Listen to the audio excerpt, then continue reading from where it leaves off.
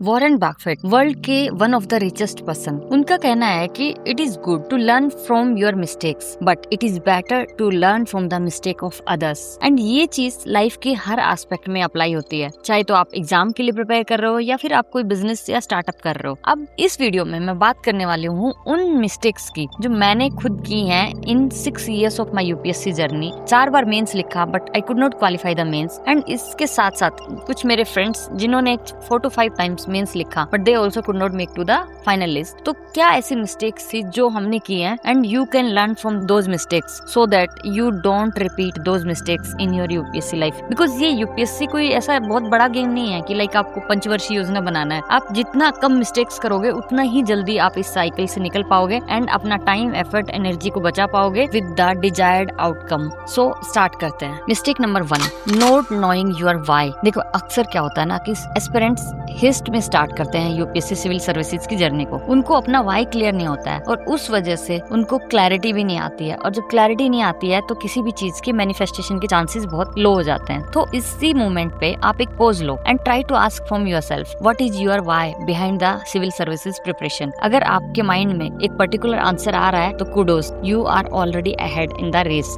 अगर नहीं आ रहा है तो किसी भी एक एआई टूल के पास जाओ, चैट जीपीटी, जेमिनी एटसेट्रा, उनसे पूछो कि why one should do civil services preparation. आपको 8 से 10 बढ़िया से रीजंस मिल जाएंगे। उसमें से किसी एक रीजन को जो आपसे रेजोनेट कर रहा है उसको अपना बना लो और उसके बाद एक क्लियर इंटेंशन लिखो कि I want to pursue the civil services because I want to do this that etcetera. तो जब क्लियर इंटेंशन रहता है ना तो उस पर्टिकुलर चीज के मैनिफेस्ट होने के चांसेस भी बढ़ जाते हैं। और एटॉमिक हैबिट्स वाली बुक में भी ये बात करी गई है कि जब आपके पास एक पर्टिकुलर इम्प्लीमेंटेशन इंटेंशन होता है तो हाई चांसेस होते हैं to achieve the desired results. ठीक है, तो go and know your why behind the civil services preparation. Mistake number 2 is not taking the right guidance और कोचिंग। देखो एक टाइम था जब ऑफलाइन कोचिंग हुआ करती थी और सबको दिल्ली या फिर बड़े सिटी में जाना पड़ता था, लेकिन अभी क्या है, अभी तो affordable online coachings are available. तो आई वुड से कि आपको कोई ना कोई कोचिंग ज्वाइन कर लेनी चाहिए। बिकॉज कोचिंग नहीं ज्वाइन करने से क्या होता है ना, आप सेल्फ स्टडी करते हो, उससे भी आपका एग्जाम क्लियर हो सकता है, लेकिन आपका टाइम,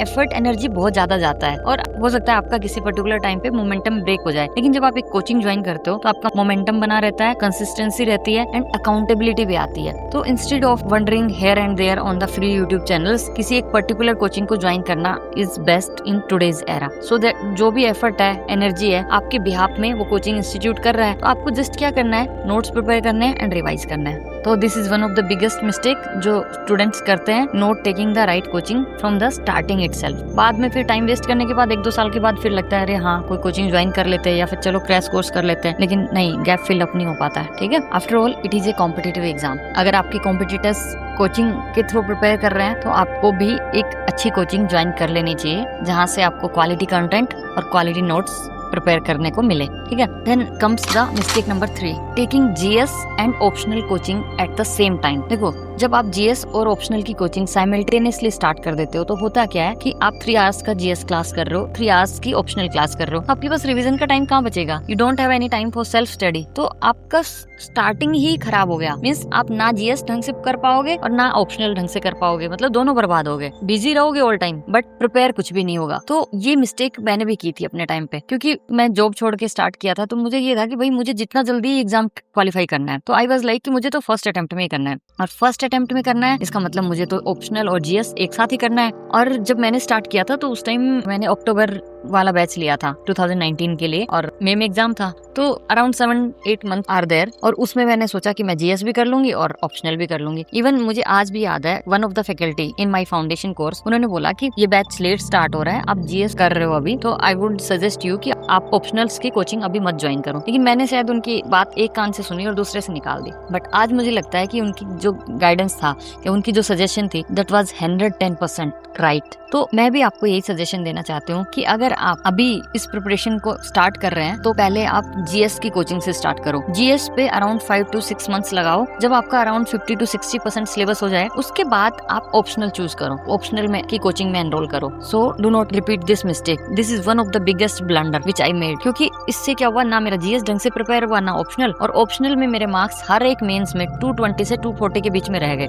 ऑप्शनल 500 मार्क्स का होता है मेंस में, और अगर आपका वो ऑप्शनल वीक है तो थ्रू आउट द मेंस आप लिखते रहोगे, अटेम्प्ट आफ्टर अटेम्प्ट नहीं इंप्रूव हो पाएगा ऑप्शनल, तो मेंस भी क्वालिफाई नहीं हो पाएगा। तो बेटर है ना कि स्टार्टिंग से ही फाउंडेशन को स्ट्रॉन्ग रखो। Mistake number 4 is choosing the wrong optional. देखो जनरली क्या होता है ना, स्टूडेंट्स ऑप्शनल चूज करते हैं अपने फेवरेट टॉपर के अकॉर्डिंग कि अच्छा वो टॉपर तो मेरा फेवरेट है और उसने ये वाला ऑप्शनल लिया था, चलो मैं भी ये ले लेता हूँ। या फिर ट्रेंड ये चल रहा है कि मैथ्स में तो अच्छा स्कोर आता है, सोशियोलॉजी का तो सिलेबस छोटा है, तो इस अकॉर्डिंग जब आप ऑप्शनल चूज करने जाते हो ना तो लॉन्ग टर्म में आपको बहुत प्रॉब्लम होती है। तो बेटर है ऑप्शनल आप अपने इंटरेस्ट के हिसाब से चूज करो, ना कि टॉपर्स के अकॉर्डिंग या फिर मार्केट ट्रेंड के अकॉर्डिंग। देखो ये चीज अवॉइड हो सकती है जब आप ऑप्शनल चूज करने के लिए थोड़ा टाइम लो। फॉर एग्जाम्पल जैसे लास्ट पॉइंट में मैंने बताया कि जीएस 5 to 6 मंथ्स पढ़ने के बाद जब आप ऑप्शनल चूज करने जाते हो तो हाई चांसेस हैं कि आप राइट ऑप्शनल चूज करोगे, बिकॉज जब आपने 5 से 6 महीने जीएस पढ़ लिया है तो आपको अपने इंटरेस्ट का पता लग गया है। हो सकता है आपको इकोनॉमिक में इंटरेस्ट हो सकता है आपको पॉलिटी में इंटरेस्ट हो, या फिर इंटरनेशनल रिलेशंस में, या फिर हो सकता है सोसाइटी में आपको इंटरेस्ट हो। तो depending upon the interest of your subject आप ऑप्शनल चूज कर सकते हो, ठीक है। तो अगर एक राइट ऑप्शनल आप चूज करोगे तो लॉन्ग टर्म में आप सस्टेन कर सकते हो। लॉन्ग टर्म तक उसको अगर पढ़ना पड़ा अनफॉर्चुनेटली तो आप पढ़ सकते हो, साथ ही उसमें इम्प्रूव भी कर सकते हो ओवर द टाइम, ठीक है। Mistake number 5 is not reading the daily newspaper. देखो अभी क्या ट्रेंड बना हुआ है ना कि aspirants daily current affair videos देखते हैं यूट्यूब पे, उसके बाद मंथली कंपाइलेशंस पढ़ते हैं या फिर उनकी भी वीडियोस देखते हैं, उसके बाद ईयरली कंपाइलेशंस चाहिए। इससे हो क्या रहा है ना, डेली न्यूज़पेपर रीडिंग नहीं हो पा रही है। और जब डेली न्यूज़पेपर अवॉइड किया जाता है तो उससे आपका जो एनालिटिकल अंडरस्टैंडिंग है ना वो वीक हो रहा है। जब आप डेली न्यूज़पेपर पढ़ोगे तो आपकी जो एनालिटिकल डेप्थ है वो एनहांस होगी और वो ही मेंस आंसर राइटिंग में चाहिए होती है। So instead of relying on magazines monthly, daily और yearly, start reading newspaper on daily basis. और उसका कोई ऑल्टरनेटिव नहीं है। जिन लोगों का एग्जाम क्वालिफाई हुआ है वो न्यूज़पेपर डेली रीड करते थे, और जिनका नहीं हुआ है उनके साथ यही हुआ है कि कभी न कभी उन्होंने कभी पढ़ लिया, फिर उसके बाद जैसे प्रीलिम्स का या फिर मेंस का प्रेशर आया तो सबसे पहले जिस चीज पे गिव अप होता है वो है न्यूज़पेपर रीडिंग। तो ये मिस्टेक नहीं करनी है। आप यूपीएससी स्टार्ट करो उस दिन से, अगर उससे पहले से आप न्यूज़पेपर रीडिंग कर रहे हो तो बहुत ही अच्छा है। नहीं तो जिस दिन आपने सोचा कि मैं सिविल सर्विसेज परस्यू करने जा रहा हूँ तो आप न्यूज़पेपर से स्टार्ट करो और न्यूज़पेपर रीडिंग को कंटिन्यूअस रखो, उसको कभी छोड़ना नहीं है, ठीक है। मिस्टेक नंबर 6 है नोट मेकिंग क्वालिटी नोट्स। देखो आप कितना भी पढ़ लो आपको अल्टीमेटली रिटेन रहेगा रिवीजन से ही, और रिवीजन करने के लिए क्या है, आपके पास अपने कंसाइज नोट्स होना जरूरी है। बिना नोट्स के आप रिवाइज नहीं कर पाओगे मल्टीपल टाइम्स। हो सकता है आपने पर्टिकुलर एक टॉपिक किसी बुक से पढ़ा हो, दूसरा टॉपिक आपने हो सकता है किसी वीडियो से पढ़ा हो, ऐसा हो सकता है। बट अगर आपने जब बुक से पढ़ा या फिर वीडियो से पढ़ा, वो सारे कंटेंट को आपने एक पर्टिकुलर नोटबुक में अगर नोट डाउन करके रखा हुआ है तो आपके लिए रिवीजन इजी हो जाएगा। So from day 1 start making your own note, और उन्हीं नोट्स को मल्टीपल टाइम्स रिवाइज करते रहो। आपने जनरली सुना होगा कि जैसे कुछ टॉपर्स बोलते हैं कि फॉर एग्जांपल किसी का एंथ्रोपोलॉजी ऑप्शनल था तो बोलते हैं कि यार उन्होंने एंथ्रोप कैसे प्रिपेयर किया, ही और she just revise that notes multiple times. किसी का पीएसआईआर ऑप्शनल था, दे रिवाइज्ड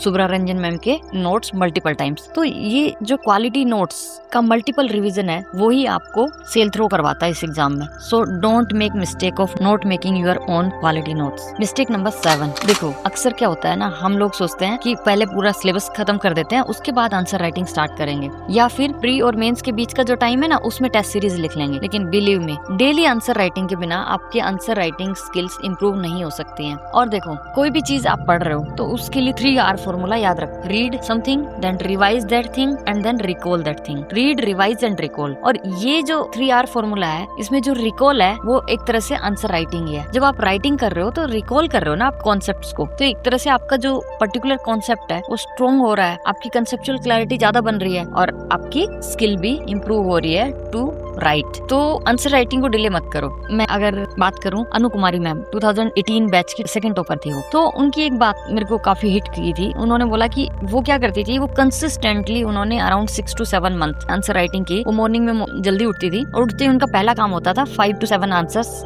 लिखना। इनसाइट आईएएस के जो डेली आंसर राइटिंग वाला जो शेड्यूल होता है वो फॉलो करती थी, और उसकी वजह से उनका फर्स्ट टाइम ही मेंस क्वालिफाई हो गया। मतलब that was second attempt but first mains for her. मैंने जब ये बात उनकी सुनी थी तो मुझे भी ये लगता था कि yes it is very powerful and I know the power of consistency and compounding, but somehow मैं इम्प्लीमेंट नहीं कर पाई। और मैं हमेशा ये सोचती थी कि जिस दिन मैं ये इम्प्लीमेंट कर दूंगी मेरा मेंस क्वालिफाई हो जाएगा, but due to multiple reasons मैं उस चीज में कंसिस्टेंट नहीं रह पाई। But I am asking you to do that thing on daily basis. आप डेली बेस पे आंसर राइटिंग करो, कंपाउंडिंग होगी, कंसिस्टेंसी से रिजल्ट्स आते हैं, स्किल्स इंप्रूव होती हैं, और आंसर राइटिंग भी एक आर्ट है, एक स्किल है, ठीक है। So do it consistently from the day one itself. Mistake number 8 आती है नोट रिवाइजिंग साइंटिफिकली। देखो, रिवीजन एक बहुत ही साइंटिफिक तरीके से किया जाता है, लेकिन हम लोग क्या करते हैं ना, हम सिर्फ पढ़ते जाते हैं, हम रिवीजन तो करते ही नहीं। फिर साइंटिफिक रिवीजन तो दूर की बात आ जाती है। क्यों? क्योंकि ब्रेन क्या करता है ना, ब्रेन को न्यूनेस चाहिए होती है, तो हमेशा ऐसा लगता है कि यार नया पढ़ना है कुछ, लेकिन नया पढ़ने की वजह से हम पुराना वाला रिवाइज नहीं करते हैं, और over the time forgetting curve तो काम करती है, हम पीछे का पूरा भूलते जाते हैं। So it is very important to revise scientifically. For example, आज अगर आपने कुछ पढ़ा है, विद इन 24 आवर्स उसका एक रिविजन होना चाहिए, देन विद इन 7 डेज उसका एक और रिविजन होना चाहिए, and then within 30 days उसका एक और रिविजन होना चाहिए। Means within a month आपने जो भी पढ़ा है आज, उसके 3 रिविजन हो जाने चाहिए। एंड इस तरीके से आप जो भी पढ़ोगे उसका रिवीजन करोगे, तो फाइनल एग्जाम तक अराउंड 5 to 6 रिविजन उस पर्टिकुलर टॉपिक के हो चुके होंगे, और तभी वो चीज जाके आपकी लॉन्ग टर्म मेमोरी में सस्टेन करती है और एग्जाम में अच्छे से रिप्रोड्यूस और रिकॉल होती है। सो इस पे मैं एक और डिटेल वीडियो बनाऊंगी, how to do the scientific revision. Brain को हमेशा नया पढ़ने में इंटरेस्ट आता है, लेकिन हमें कॉन्शियसली अपने ब्रेन को ट्रेन करना है कि revision is much more important. तो जब भी आप न्यू डे स्टार्ट करते हो, तो न्यू डे में कुछ नया पढ़ने से पहले make conscious effort to revise the concepts which you have already read in the previous day and previous week. Then comes the mistake number 9. Mistake number 9 is not knowing your syllabus and PYQs। देखो, सबसे पहला काम तो जब भी आप civil services की preparation start कर रहे हो, तो अपना सिलेबस याद कर लो। जब आपको सिलेबस के कीवर्ड्स याद रहेंगे ना, तो आप कुछ भी पढ़ रहे हो, न्यूज़पेपर पढ़ रहे हो या फिर कोई वीडियो देख रहे हो, तो आप इंटरलिंकिंग कर पाओगे कि ये वाला जो टॉपिक है जो न्यूज़पेपर में कवर हुआ है, ये सिलेबस के कौन से पेपर से बिलोंग करता है, ठीक है। तो आपको सिलेबस को रट्टा मार लेना है, और अगर अभी तक आपने नहीं किया है, चाहे तो आप सेकंड अटेम्प्ट में हो, थर्ड अटेम्प्ट में, अगर अभी तक आपको सिलेबस याद नहीं है, तो I would say just go and pick your syllabus और उस सिलेबस को एकदम बाय हार्ट कर लो, क्योंकि ये सबसे फर्स्ट फॉर्मूला है एग्जाम को क्वालिफाई करने के लिए। उसके बाद इधर उधर की टेस्ट सीरीज, चाहे तो प्रीलिम्स रिलेटेड हो या फिर मेंस रिलेटेड, करने की बजाय प्रीवियस ईयर्स को करो। प्रीलिम्स रिलेटेड भी प्रीवियस ईयर के मल्टीपल चॉइस क्वेश्चन सोल्व करो, as well as mains related भी प्रीवियस ईयर पेपर्स के आंसर राइटिंग करो। सो ये बहुत इंपॉर्टेंट है, सिलेबस एंड PYQs के साथ फैमिलियर होना। मिस्टेक नंबर 9 है लैक ऑफ कंसिस्टेंसी। देखो, जब हम स्टार्ट करते हैं ना प्रिपरेशन, आपने किसी भी एस्पिरेंट से जाके पूछ लो, जब भी स्टार्ट किया होगा ना, तो ऐसा लगा होगा कि यार मैं तो फर्स्ट अटेम्प्ट में ही कर दूंगा, और मैं तो फर्स्ट अटेम्प्ट में टॉप 10 रैंकर रहने वाला हूँ। ये सबकी भावना होती है, लेकिन जैसे जैसे टाइम निकलता है ना, 2 months 3 months के बाद ये इंथुजियाज्म गायब हो जाता है। लेकिन इस साइकिल में सस्टेन कौन करते हैं? जो कंसिस्टेंट रहते हैं। वो लोग नहीं जो कुछ दिन स्टार्टिंग के 2 months तो 14 आवर्स की स्टडी करेंगे और उसके बाद बर्न आउट हो जाएंगे। रेदर वो लोग जो कंसिस्टेंटली 6 to 8 आवर्स की स्टडी करेंगे। So again I know the power of compounding, तो मैं सजेस्ट कर रही हूँ आपको भी कि कंसिस्टेंटली पढ़ाई करनी है 6 to 8 hours on daily basis. Extremes पे नहीं जाना है कि हाँ एक फुल डे आपने कम्प्लीटली वेस्ट कर दिया, या फिर फुल डे आपने 14 to 16 आवर्स पढ़ाई कर ली और उसके बाद नेक्स्ट डे पे आपने अपनी हेल्थ खराब कर ली। So be consistent in whatever you do. Okay, last but not the least is not taking care of your mental health. देखो, मेंटल हेल्थ की इंपॉर्टेंस को डिनाई नहीं किया जा सकता, स्पेशली इस एग्जाम साइकिल में। देखो, पढ़ाई कब अच्छी होती है? जब आप मेंटली काम हो, पीसफुल हो, क्योंकि आपकी जो प्रोडक्टिविटी है ना, that is directly proportional to your emotional stability। और emotional stability means calmness of mind। तो आपको सारे efforts लगाने चाहिए to keep your mind calm and peaceful। for example, आपको meditation करना चाहिए, और meditation आपको अपनी लाइफ का पार्ट बना लेना चाहिए। जनरली स्टूडेंट्स क्या करते हैं कि नहीं यार 1 घंटा वेस्ट हो जाएगा, 10 मिनट्स वेस्ट हो जाएंगे, मेडिटेशन करूंगा तो इससे अच्छा पढ़ लेता हूँ। अरे नहीं, अगर आपका माइंड फोकस्ड रहेगा, काम रहेगा, तो आप 6 to 8 आवर्स की सीटिंग में भी 12 to 14 आवर्स की आउटपुट दे सकते हो। लेकिन अगर आपका माइंड ओवरथिंकिंग में है, एंजाइटी में है, स्ट्रेस्ड है, तो आप बुक ओपन करके बैठे हो 12 to 14 आवर्स, लेकिन आउटपुट आ रही है आपकी 2 to 3 आवर्स की। So it become very important कि आप अपने मेंटल हेल्थ की टेक केयर करो, अच्छी सेल्फ हेल्प बुक्स पढ़ो, सिलेबस बुक्स के साथ साथ में मेडिटेशन करो, और बाकी फिजिकल हेल्थ के लिए भी योगा, एक्सरसाइज, वॉक वगैरह करो, क्योंकि in a healthy body lives the healthy mind. साथ ही एक चीज करनी है कि देखो, ऐसी मिस्टेक्स करी है हम लोगों ने भी। जब आप इस एग्जाम साइकिल के लिए प्रिपेयर करना स्टार्ट करते हो ना, तो आपको अपने एनवायरनमेंट के बारे में अवेयरनेस होनी चाहिए। यू शुड नो क्लियरली कि आप किन लोगों के बीच में बैठ के पढ़ने वाले हो, who all are going to be around you during this exam preparation. और फिर या तो अपने आप को इतना मेंटली स्ट्रॉन्ग बना लो कि जो भी आपके सराउंडिंग्स में हैं लोग, उनकी बातों का आपके ऊपर असर ना हो, या फिर आप उन लोगों से थोड़ा डिस्टेंस बना के रख लो जिनकी बातें आपको ओवर थिंकिंग देती हैं, एंजाइटी देती हैं, या फिर सेल्फ डाउट क्रिएट करती हैं आपके अंदर। सो it is very important to identify the environment around you to keep your mental health at the peak and to perform the best in this exam. So ये सारी mistakes थी which I wanted to discuss with you and I hope आपने notes बनाए होंगे to check कि क्या क्या mistakes आपको avoid करनी है। उसके बाद वारेन बफेट वाली line, it is better to learn from the mistake of others and do not repeat those mistakes in your life or your preparation.